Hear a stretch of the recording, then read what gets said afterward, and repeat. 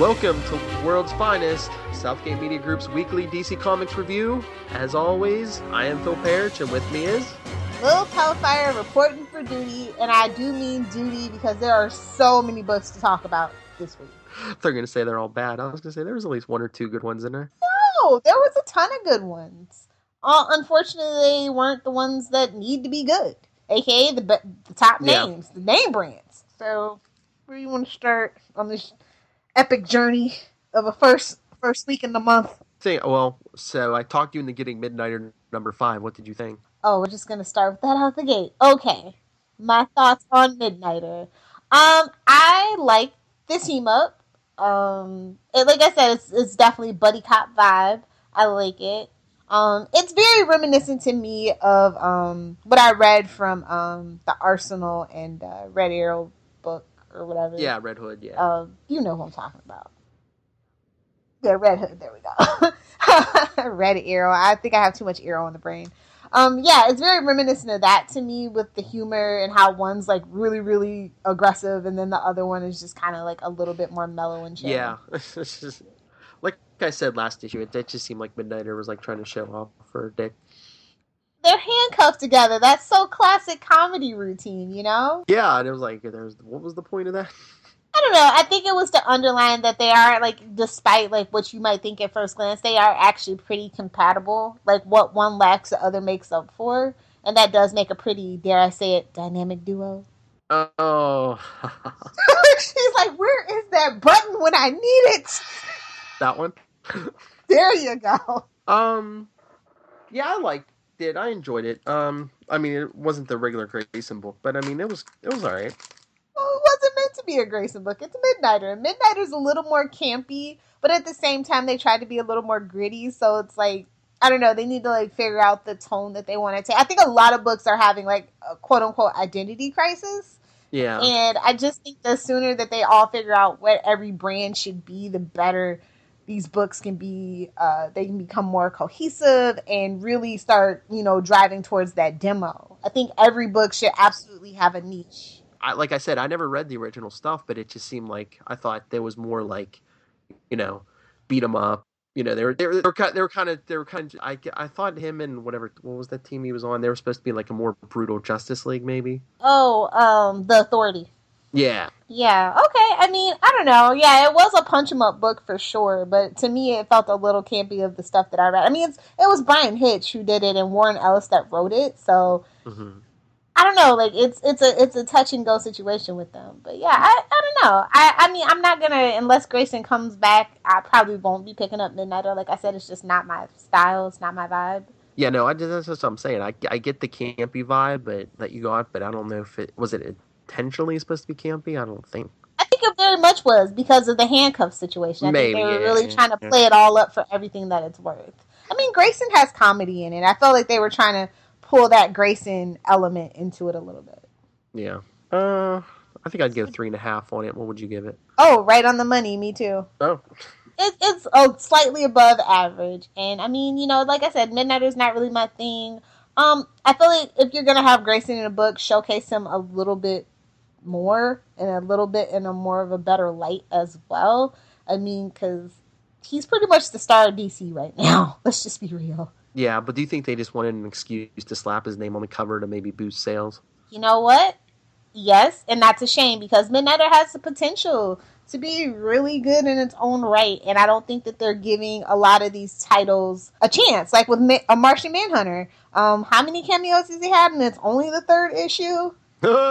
Yeah, the whole Justice League. So it's frustrating. Like, just let a character grow and develop, and then maybe do something gimmicky. That's all. So where do you want to go now? No. You want to do something good or something bad? If you want to do something bad, we go to my worst rated, but you didn't read it.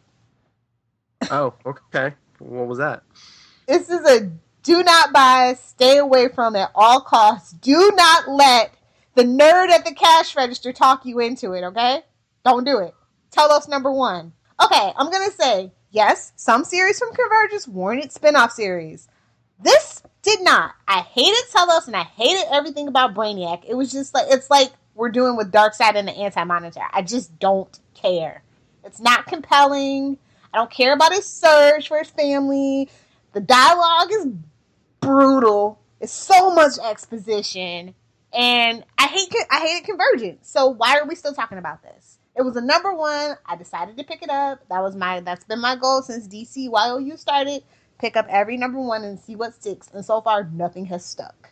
I could have told you that. The minute I heard about Telos, I was like, wait a minute, what's the point of this series? Dude, there's no emotional connection.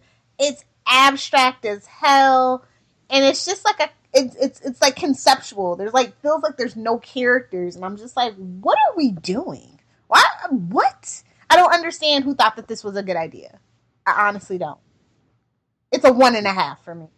Oh. And the half is generous. Speaking of poop, you can talk about Green Lantern. I'm just joking. That's all right. That's what I was gonna go to, but no, I was gonna say there's a little bit of improvement here because Blackhand's in it. How it's fine.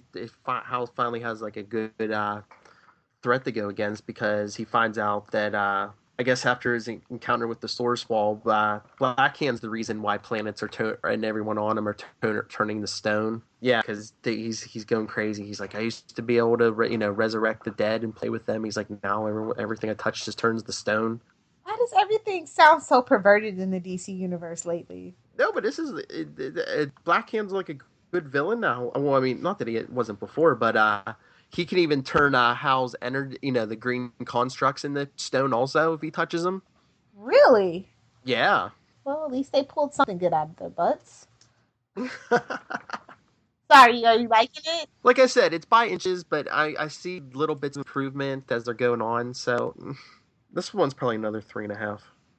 Oh, that's good. I'm glad that you're enjoying Green Lantern.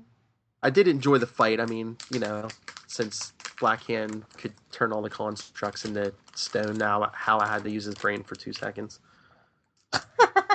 Really? He still has one left? That's interesting. Well, yeah, he kind of has to now because he's like, the plan's not working. He's like, it was supposed to be the Green Lanterns chasing him while getting their good name back, but now they're all gone and he has to, keep the peace by himself. Oh, well, let's keep the Lantern vibe going and talk about Omega Men number 5. Now, it's something that kind of annoyed me at first when I was first reading Omega Men, is that they kind of make Kyle the focal point. And this is finally the issue where the characters really get to, we get to know these characters. They're put in this really vulnerable position. And it's just like, oh, now that makes sense why so-and-so is like this. And like, we really learn what makes them tick. And at times they've seemed very shady and sketchy. And now we kind of see that it's goodness behind those actions. Because we finally have like character motivations and, all that good stuff. So this is a really good issue. And the art was fantastic. The page layouts, immaculate, perfection. So you're liking it even with Kyle in it? Oh, yeah, definitely. And that's saying a lot. Like I said, they kind of made him the focal point to lure people in that didn't really know about the old school Omega Man or whatever. And so now they're kind of slowly doing that bait and switch. But, it's issue 5 at this point. You should be expecting to get to know the title team. I think it was a good ploy. It's a 4 out of 5 for me. Oh. There's a lot of 4s this week. Well, I'm sure I can think of one that it's not a 4. Let's get to Action Comics 45. Oh, you know me so well, Philip. What the hell is this? Are we just treading water at this point? Everything feels rehashed. I'm just gonna say it. Just spin your wheels until issue 50, people. This is very much what every single Superman title is doing, and it is frustrating, and I'm not giving them any more of my money. This is it. Because there's just so many problems with this. Like, he's living in a cabin in the woods, but where does he get all this if he's on the run, where's he getting all this high-tech equipment? Alfred? Maybe, but I mean, it like bioscanned him when he came in to make sure it was him. It's like, well, I thought the whole point of this was, he was locked out of the fortress. It was just going to be, him on the run with, barely, 2 dimes to rub together. But meanwhile, he's got a log cabin full of sophisticated equipment, which he must be able to get more because he just blows up. let's just say it, the villains have become so uninteresting and so uncompelling that it's not even funny anymore. I'm bored to tears reading this. And mad as hell. And he just like once again just blunders in at the end, without thinking, without coming up with some kind of plan, maybe. Especially now that does he have brain damage? I'm like really trying to figure this out. Like I don't understand who this Clark is. He lost his brain with his powers. I don't know. Maybe. That's what it feels like. I don't know. I'm seriously honestly out. Call me at issue 50. I mean, I'm off Wonder Woman. I'm off Superman. Oh boy. DC, your plan's not working. We're like that trombone. Yes, sir. It's a 2.5 for me, so. It's a 2.25 for me. This is getting really creepy, Phil. I feel like they want to make everything really, really bad, and then out of nowhere become really, really good. But in the process, you are going to lose so much money. Let's speak of this no further. Yes, thank you. Can we talk about something good? Okay, what do you want to talk about that was good? Batman and Robin Eternal #1. Since it is Robin my pick of the week, eh? Oh, this came very close to being my pick of the week. I did like it. It's definitely, I thought it was just going to be a rehash from Batman and Eternal, because, that's kind of how they made it in the blurb, but, man, I just kind of fell in love with it. Well, yeah, because, I mean, it's sadly, it's like a Batman story, but Bruce Wayne's not in it, it's Dick Grayson.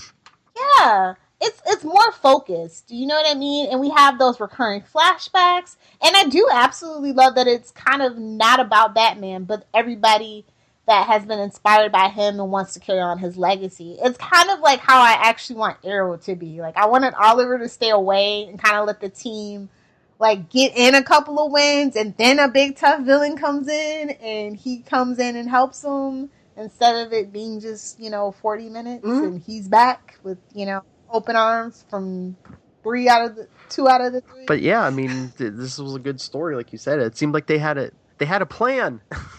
Yeah, all the arcs are actually really coming together in all the Bat books. I really appreciate it. At least they thought the Bat books out. Well, yeah, kind of have to. You lose those, you're done.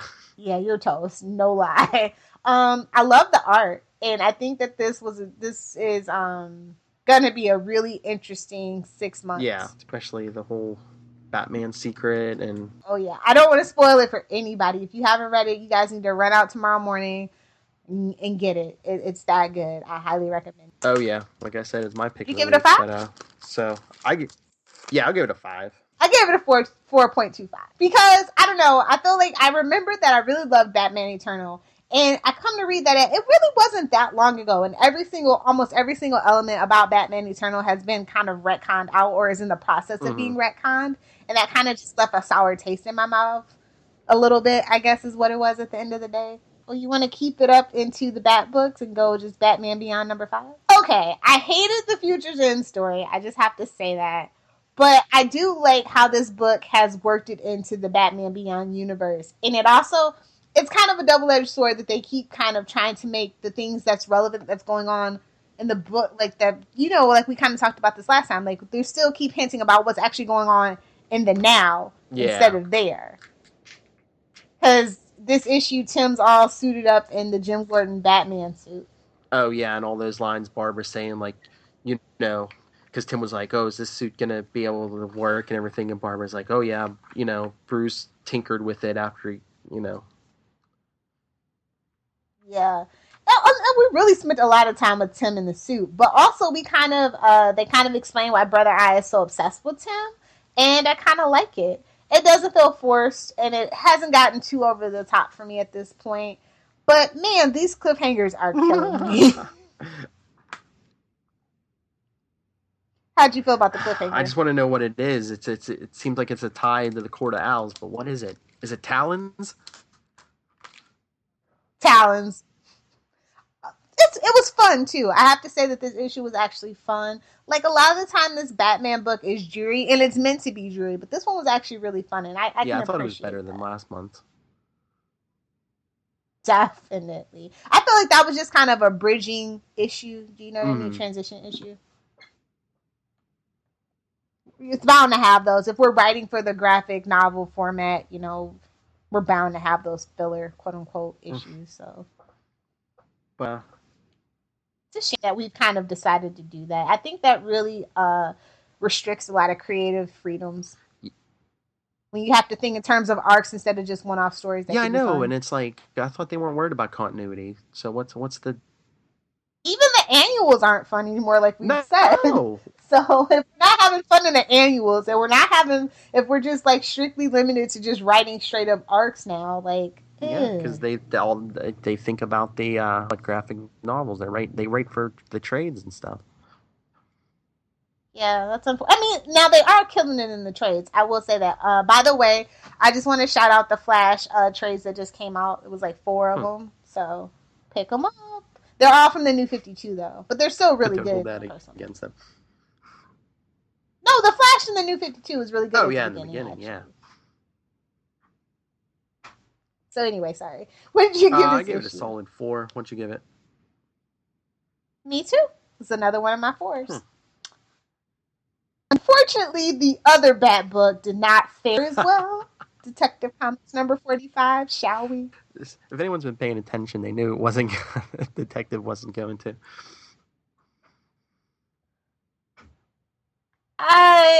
Okay, this is flat out Iron Man. Am I wrong?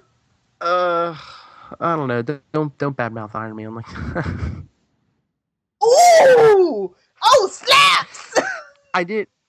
I'm talking like old school Iron Man. Maybe, but I didn't buy the whole premise of this whole issue. It's like the League. Justice League They went shows at first. up? They know Bruce Wayne has amnesia. He can't he doesn't remember anything. Why would he have detective skills still? Everything he learned about being a detective, he forgot. And then they go to Jim Gordon. Selective amnesia, Phil. Some people and then they go to Jim it. Gordon. It's like, really?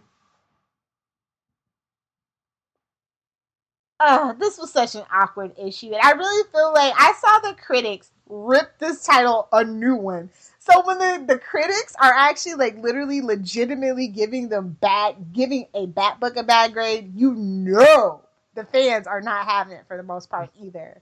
And I find it really interesting that the critics are just really going in on Superman and Batman at this point. Everybody's had enough of pretending like, oh, this is just a phase, it'll go away. They're like, oh crap, this didn't go away. We have to tell the truth now. No, don't say truth. But no, they're like, no, we can't go near the truth. But they just, it's an injustice. The next arc. But they just painted the Justice League like morons in this issue. Well, let's just be real. Batman was the brains of the operation. I know, but you're telling me nobody could put 2 and 2 together better on the Justice League couldn't put anything together better than Jim Gordon. Apparently and especially not. they like what, they teleported to another planet or something. It's like that's your area of expertise, guys, not Gordon's. Oh, this is a hot mess. Oh, the art did not help it either. And then it's also another rehash. And then a contradiction of that scene between Alfred and Superman. And oh my God. It's just like, are you... What are we doing? Yeah. This felt like... No, this really did feel like a Marvel issue with you the take art. that back, ma'am.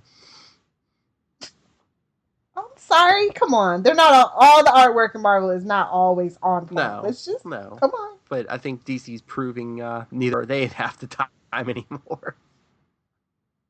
I mean, everything feels rushed as of late. I mean, we see how late certain things have been, and it's just like, what are you guys even doing? Yeah. All right. Well, this one I gave a 2.5. Okay, yeah. I was going to say, I'm giving it a generous 3. Yeah, I can't be generous with this. I mean, it's Batman. If you can't get Batman right, nope. If you can't get the Justice League right, if you make them look like a bunch of jugheads, come on. Yeah, I mean, This, like you were saying, the critics see it too now, and I mean, look at us. I mean, we didn't know our numbers ahead of time, and I swear, every book we're within at like a half a point of each other. yeah, it's creepy because you're usually so much more positive than I am. I can only get It's punched in the weird face on so many this, times. not punch you in the face in a good way. No, not with action, with crap. Oh, that's the worst. Yeah. Oh, You, so where do you you wanted want the to go next? Green Arrow 45? Ooh, talk about a hot mess. Okay, they need to get the tone of this book together too. Like, I like that they're trying to infuse like horror and supernatural elements, but I actually prefer Green Arrow to be street level. Yeah, And I mean, the time has gone past for us to get into that mystical thing, unless they're bringing in like Constantine or Zantana pretty soon. Zatanna pretty soon. Like, just leave it alone. Stop. The tarantula's with him, and I'm like, what? yeah, Just they don't even go together. It's like yes, but a remember, part werewolf. Mayan story, part biblical, part horror movie. Like, it's too much. Sorry, go ahead. No, it's just I don't know. I mean, Tarantula was like most well associate. She was most. What I want to say. She's associated mostly with Nightwing. So do you think they're trying to like give Oliver that Nightwing vibe? Oh God, I mean, it's only one Dick Grayson, so just stop. I mean, I know everything has to have like a bad association at this point, but you have to be like smart about those associations. You know what I mean? I feel like she was just shoved in. Yeah. It's like Black Canary's too busy to do anything, so who can we call? Oh yeah, we need to push these bat people. Mm. Who's somebody we haven't If heard she from in a bumps long up, time? They're like, yeah, and if she bumps the books up, hell, if she sells 500 more copies, we'll give her own series. Yeah. you take that back. No offense, and you know I'm all about the lady titles, but come on, man, we're digging in the dumps for characters and stuff, and we don't need. What we need to do is fix the core seven because everybody is hurting at this point. Yeah. Uh, what did you give it? I don't know. They need to stop wandering and meandering and figure out what they want to do with Green Arrow, I guess. Yeah. What did you give Would it? you give it? I'll give it Oh, a three and a half. I gave it a 3. With Green Arrow, I have a little bit higher expectations, and they were doing so well up until recently that it just hurts my soul. Yeah, I hear you. Well, you know what else I think hurt it? We'll go to the Green Arrow Annual One next, and I think since they both came out in the same week, you compared the two more closely, and the annual was much more superior. I agree about that. Mm. But those werewolves, for lack of a better phrase, of what they were trying to get through, I was just like, okay. And it makes sense for this to have the horror element in it, definitely, because it's a slightly Halloween themed kind of thing going on. But also, they brought back the social consciousness commentary that I really like about Mm-hmm. Green Arrow. And it's been lacking for quite a while. So, I kind of dig that. But then I thought we were gonna get a one and done until we got to that last page. Yeah, right? Oh, boy. And what was with those masks and puppets? I was just like, that is creepy. And what was the whole thing with Oliver's quote unquote girlfriend? She's like, "You're rich. What is it? You're rich, white, and good looking. No one can relate to you." I beg to differ. Bruce Wayne can relate. Lex Exactly. Luthor can relate. How many billionaires do we actually have? Ray Palmer can relate. I think she was just trying to get out of there as quick as she could. You can't blame her at this point.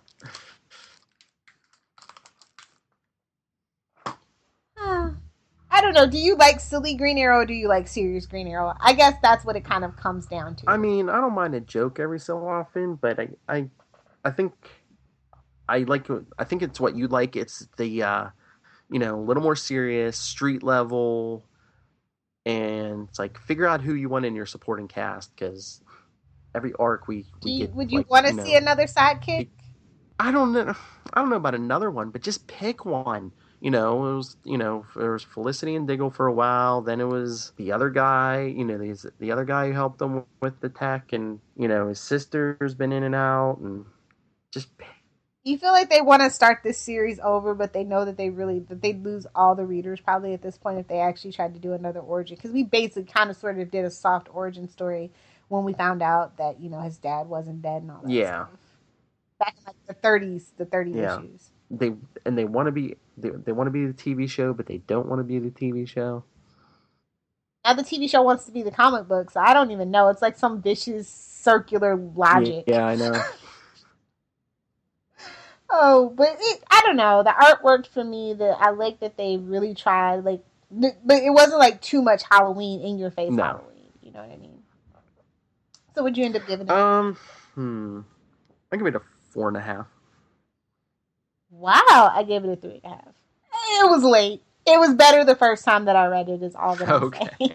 So you get a whole half a point off for being late, where I couldn't talk about you in a timely fashion. But that's all my books. So I'm a witch. That's all your books? Yeah. Oh well, I only have one more, and it's my pick of the week, and it's from Vertigo. It's called Survivors Club. So basically, the premise of it is that a bunch of survivors from your favorite 70s and 80s horror films start a support group, and come to find out they all survived for a reason, and there's a bigger crisis coming. I'm a huge fan of horror, especially the 70s and the 80s, where all the tropes basically formed and everything. And so this was just like squee for me.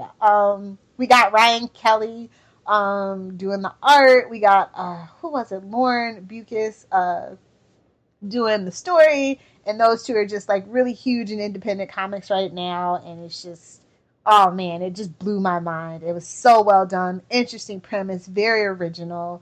Vertigo's been killing it lately. I don't really mention Sandman Overture a lot, I know, but Vertigo is kind of the place to be right now. I'm just saying, I like it better than Dark Horse. I like it better than Idea of EW right now, so it's interesting. If you guys like horror, definitely pick it up. So is it a 5? It was a 4.75 because it kind of it was a little too long for me. Like it meandered in the middle a little bit. Was it like a one shot or? No. I think this is going to be an ongoing series of at least 12. Okay, it's just extra. Yeah, big. For me anyway. Like I was like, okay, it can end any minute now.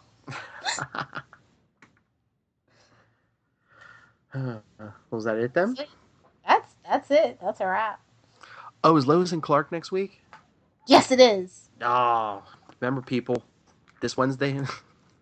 By the time you hear this, it will probably be over with. But if you can find it and you haven't bought it, go get Lois and Clark. Let's show DC what we want in Superman. Wow, it's the middle of October already next week. Yep. I can't wait. I hope that really blows everything out of the water. No, I hope. But what if they do it a bad job on purpose? See, nobody likes it. No, I don't know. It's Dan Jurgens. I don't think he's gonna write a bad on purpose. Dan Jurgens has got a lot of work coming from DC. Yeah, I know. I'm just saying. I think it's pretty safe. Not that I question anybody's integrity. Oh, but I think it's safe to say the big sellers next week will probably be Batman and Robin Eternal and Lois and Clark. I hope so, because they deserve it. Yeah. So, oh yeah, we were supposed to be talking about something. I have a memo to myself in the tweets for Gotham. What was it? Something about Babs. Oh, Man, I've done like 1,000 Twitters since then. I'm trying to remember when I was live tweeting. That's right. You can live tweet Gotham with me every Monday at 8 p.m. Eastern on Twitter at Before the Bat Pod. I love how you're getting so much better with those dang shameless plugs. Oh God, this is all hero stuff. Like I'll never find it now. Oh, there's Supernatural. I live tweet way too much. I'm sorry. There's Flash. But I'm just so glad Jerome wasn't the Joker. I don't want my Joker with an Yes, maybe that's what you're supposed to talk about. I don't know, but thank goodness. I don't. Well, he think kind of is the real Joker. He's like where it starts. He's like where that mythos starts. So they got to have their cake and eat it too. I think. Yeah. Or did you want to talk about? They were talking about that they have discussed making the Joker a woman, and so everyone's like, oh, it's Babs, it's Babs. I think it would be interesting because let's be real, this story isn't really about Bruce, it's about Jim, and I think that would be interesting. It's kind of like in a weird Flashpoint way. It would be very interesting. Yeah.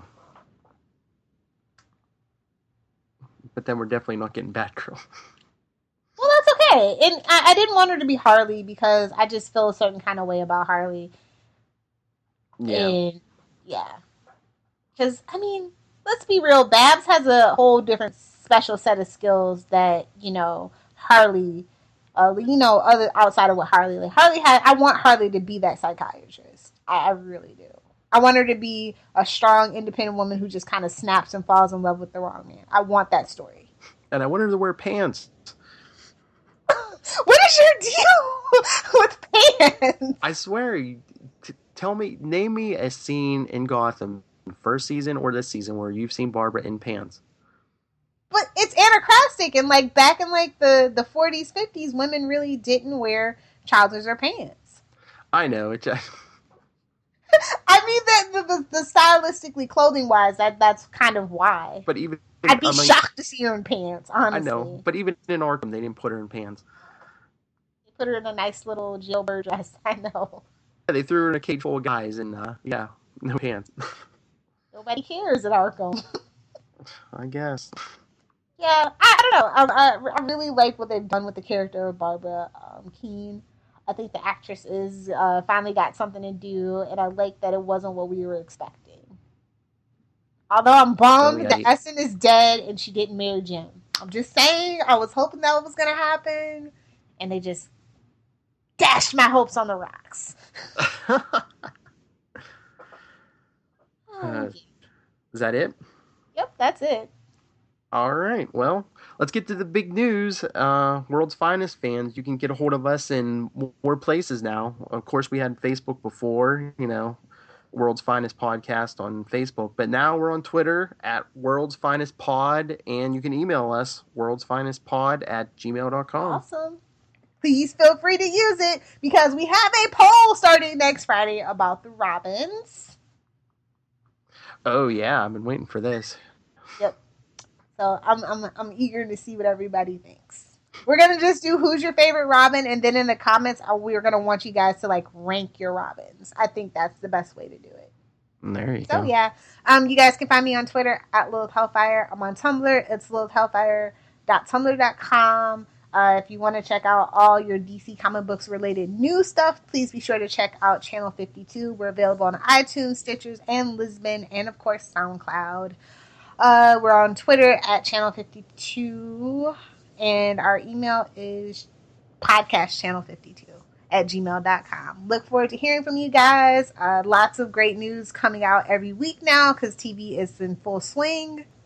And you can discuss DC, Marvel, how even Walking Dead with me. You can email me, nightwingpdp@gmail.com, and on Twitter, I'm at nightwingpdp. All right.